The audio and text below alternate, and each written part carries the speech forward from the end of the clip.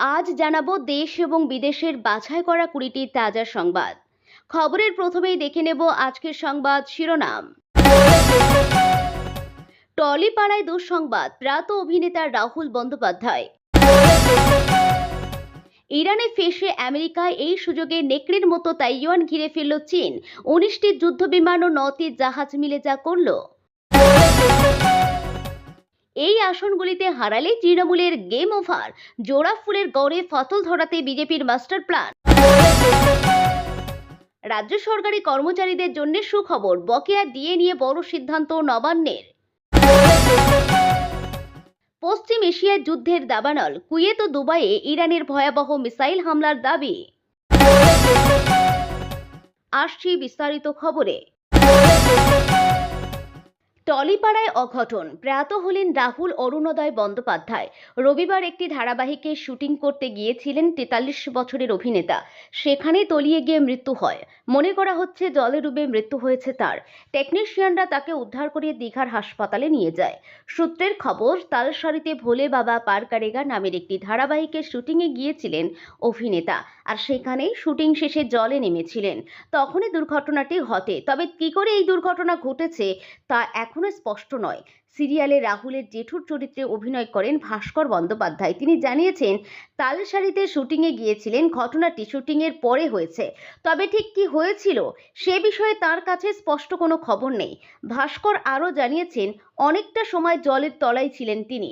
Shooting এলাকায় না ফেরায় তাকে খুঁজতে যান সঙ্গীরা, আর সেই সময় তাকে উদ্ধার করা হয়। আর্টিস্ট ফোরামের তরফে অভিনেতা দিগন্ত বাগচি বলেন, শুটিং শেষে জলে নামেন রাহুল। তিনি বলেন, হয় ও সাঁতার জানে না, নয়তো কোনোভাবে আটকে পড়েছিলেন। হঠাৎই টেকনিশিয়ানরা চিৎকার করে বলে, রাহুল দা ডুবে যাচ্ছে। সেই সময় তড়িঘড়ি উদ্ধার করা হয়। তখনই রাহুল বেঁচে ছিল, কিন্তু হাসপাতালে নিয়ে যাওয়ার পথেই মৃত্যু হয় রাহুলের। রাহুল অরুণোদয় বন্দ্যোপাধ্যায় 2 দশকেরও বেশি সময় টলিউডে কাজ করছেন। ছোট পর্দার পাশাপাশি বড় পর্দাতেও কাজ করেছেন। পাশাপাশি তার একটি নিজস্ব ইউটিউব চ্যানেল রয়েছে। সম্প্রতি তিনি ওটিটি প্ল্যাটফর্মে ঠাকুমার ঝুলি নামে একটি ওয়েব সিরিজেও কাজ করেছেন। সেখানে তিনি পুলিশ অফিসারের ভূমিকায় অভিনয় করেছেন।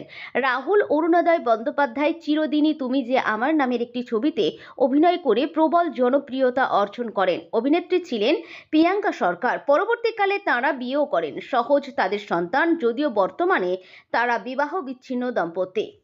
মার্কিন যুক্তরাষ্ট্র ইরানের মধ্যে সংঘাত প্রায় 1 মাস ধরে চলার মধ্যে তাইওয়ান ঘিরে চীনের তৎপরতা উল্লেখযোগ্যভাবে বেড়েছে। তাইওয়ানের প্রতিরক্ষা মন্ত্রকের তথ্য অনুযায়ী রবিবার সকাল পর্যন্ত 19টি চীনা সামরিক বিমান, 9টি নৌবাহিনী জাহাজ এবং 2টি সরকারি জাহাজ তাইওয়ানের আশেপাশে সক্রিয় ছিল। এর মধ্যে 13টি যুদ্ধবিমান তাইওয়ান প্রণালীর মধ্যরেখা অতিক্রম করে তাদের আকাশ প্রতিরক্ষা শনাক্তকরণ অঞ্চলে প্রবেশ করে। মার্কিন যুক্তরাষ্ট্র ইরানে জড়িয়ে পড়ায় তাইওয়ান কার্যত একঘরে। এই পরিস্থিতিতে সুযোগ নিয়ে তাইওয়ানকে চারদিক থেকে চাপে রাখছে চীন। 19টি যুদ্ধবিমান ও 9টি নৌযান মোতায়েন করে সামরিক উপস্থিতি বাড়িয়েছে বেজিং, জানিয়ে নতুন করে উদ্বেগ তৈরি হয়েছে। এর একদিন আগেও একই ধরনের তৎপরতা দেখা যায়। এখন 15টি সামরিক বিমান মোতায়েন করা হয়েছিল, যার মধ্যে 11টি মধ্যরেখা অতিক্রম করে। এই বিমানগুলি যৌথ আকাশ ও নৌ মহড়ায় অংশ নেয়। তাইওয়ানের সেনাবাহিনী এই সমস্ত গতিবিধির উপর নজর রাখে এবং পাল্টা প্রস্তুতির ইঙ্গিতও দেয়।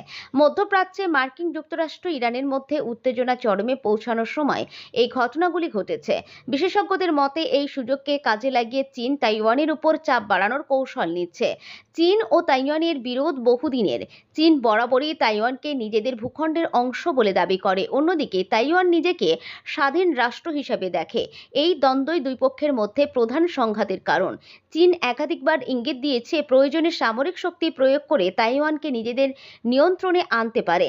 এদিকে ইরানের সঙ্গে চীনের সম্পর্ক যথেষ্ট ঘনিষ্ঠ হলেও মার্কিন হামলার পর চীন সরাসরি সামরিক হস্তক্ষেপ করেনি, শুধু বক্তব্যের মধ্যেই সীমাবদ্ধ থেকেছে বেজিং। বিশ্লেষকদের মতে এর পেছনে বড় কারণ তাইওয়ান ইস্যু। চীন এখন সরাসরি সংঘাতে না গিয়ে চাপ তৈরির কৌশল নিচ্ছে, অর্থাৎ ধারাবাহিক সামরিক তৎপরতার মাধ্যমে তাইওয়ান ও তার মিত্রদের উপর চাপ বাড়াচ্ছে, কিন্তু সরাসরি যুদ্ধে জড়াতে চাইছে না। উত্তরবঙ্গ জঙ্গলমহল ও শহরতলির গুরুত্বপূর্ণ আসনেই চোখ বিজেপির। এই কেন্দ্রগুলিতে তৃণমূলের শক্ত ঘাঁটিতে ধাক্কা লাগতে পারে। দমদম, ব্যারাকপুর, নন্দীগ্রাম বা কোচবিহারে ফল উল্টে দিতে চাইছে বিজেপি। এই সুইং সিটগুলির ফল ঠিক করতে পারে বাংলার ক্ষমতার সমীকরণ। আসন্ন 2026 সালের পশ্চিমবঙ্গ বিধানসভা নির্বাচনকে কেন্দ্র করে সরগরম রাজ্যের রাজনীতি। লোকসভা নির্বাচনের ফলাফল এবং সাংগঠনিক রদবদলের পর অমিত শাহের নেতৃত্বাধীন বিজেপি এবার কেবল স্লোগান বা বাগাড়ম্বর নয়, বরং পাটিগণিতের এবং বাস্তব পরিস্থিতির উপর ভিত্তি করে এগোচ্ছে। বিজেপির অভ্যন্তরীণ ব্লুপ্রিন্ট অনুযায়ী রাজ্যের 294টি আসনের মধ্যে 162 ক্যাটাগরি আসনে তারা জয়ের প্রবল সম্ভাবনা দেখছে। তবে তৃণমূলের মজবুত ভিত নাড়িয়ে দিতে বিজেপিকে বিশেষ কিছু কৌশলগত আসনে জয় নিশ্চিত করতে হবে। প্রান্তিক জয়ের ব্যবধান এবং সুইং সিট তৃণমূলের শাসনকালকে চ্যালেঞ্জ জানাতে বিজেপির প্রধান লক্ষ্য হল সেই 57টি আসন যেখানে 2021 সালের নির্বাচনে জয়ের ব্যবধান ছিল 8,000 ভোটের কম। পরিসংখ্যান বলছে এর মধ্যে 19টি আসনে ব্যবধান ছিল 3,000-এরও নিচে। পশ্চিম মেদিনীপুরের দাঁতন, বর্তমানের কুলটি এবং ঘাটালের মতো আসনগুলি বিজেপির জন্য অত্যন্ত গুরুত্বপূর্ণ। এই আসনগুলিতে সামান্য ভোট শতাংশের পরিবর্তন ঘটাতে পারলেই ক্ষমতার সমীকরণ বদলে যেতে পারে। শহরাঞ্চল ও উপনগরীয় চ্যালেঞ্জ 2024 লোকসভা ভোটের তথ্য অনুযায়ী কলকাতা এবং সংলগ্ন পৌরসভা এলাকাগুলিতে তৃণমূলের একাধিপত্যের ফাটল ধরেছে। খোদ মুখ্যমন্ত্রী মমতা বন্দ্যোপাধ্যায়ের কেন্দ্র ভবানীপুর এবং মন্ত্রী শশী পাঁজার কেন্দ্র শ্যামপুকুর শাসক দলের লিড আশঙ্কাজনকভাবে কমেছে।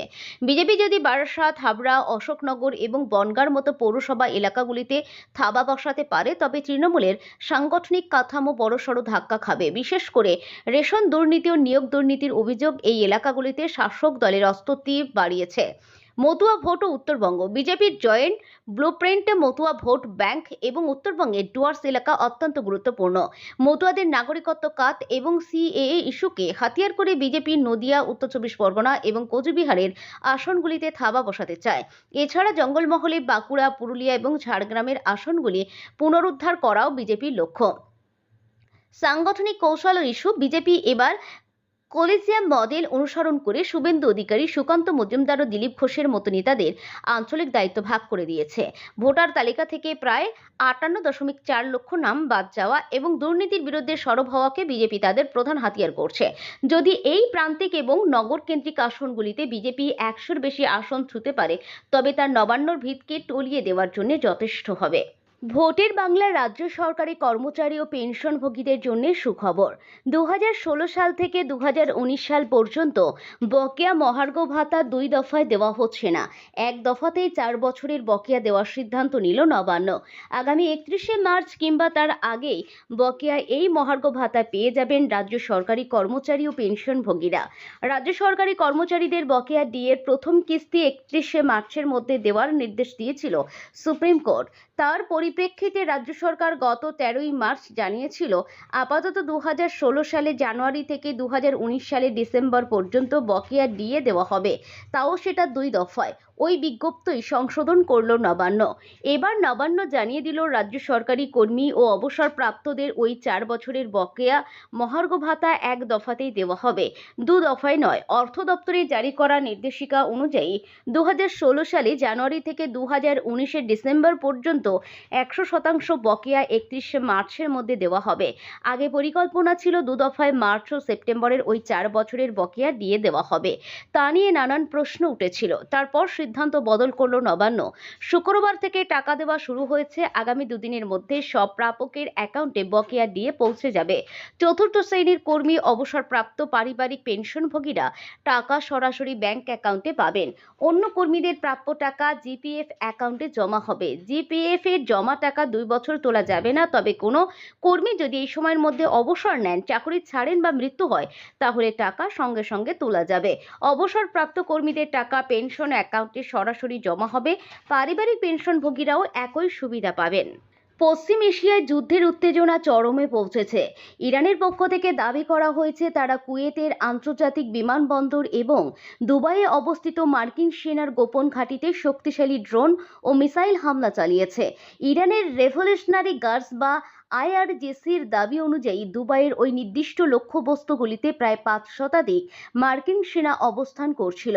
কুয়েত বিমানবন্দর কর্তৃপক্ষ জানিয়েছে, ড্রোন হামলায় তাদের রাডার সিস্টেম মারাত্মকভাবে ক্ষতিগ্রস্ত হয়েছে।